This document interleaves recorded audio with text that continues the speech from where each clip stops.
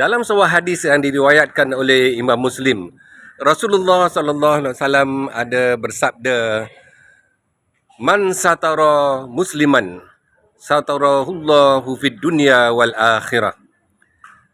Barang siapa yang menutup aib seorang muslim, Allah akan menutup aibnya di dunia dan di akhirat.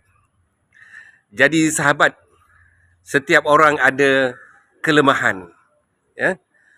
Ada sesuatu yang tidak perlu diketahui oleh orang lain, ya.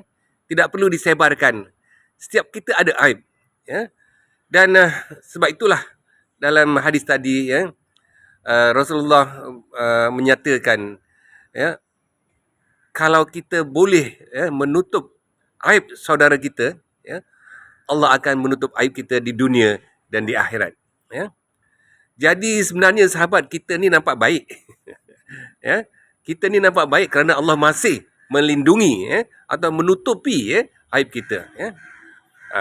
Sebagaimana kita tidak suka aib kita, ya, disebarkan, ya, secara umum, ya, dalam dunia maya sekarang ni, ya, viral, ya, share, komen dan macam-macam, ya. Begitulah juga, ya, orang tidak suka, ya, aibnya diketahui umum. Ya, kerana itu boleh menjatuhkan harga diri, ya, maruah, ya, dan kepercayaan, kehormatan orang terhadap dirinya, ya. Jadi kalau kita tahu, ya, seseorang itu ada aib tertentu, atau kelemahan tertentu, dosa tertentu, perbuatan yang dia tak suka orang lain tahu, ya, cara yang terbaik ialah kita, ya, secara peribadi, kalau kita kenal orang itu, secara memberi nasihat dengan cara yang berkhemah, ya, supaya sahabat kita tadi, ya, boleh dapat memperbaiki dirinya, ya, menjadi lebih baik, ya. Ataupun kita boleh dapat menyedarkan dia, ya, untuk bertaubat, ya, kembali kepada jalan yang benar, jalan yang lurus, ya, yang diredai Allah. Itu lebih baik daripada kita menyebarkan dalam dunia maya yang tanpa sempadan ini, ya.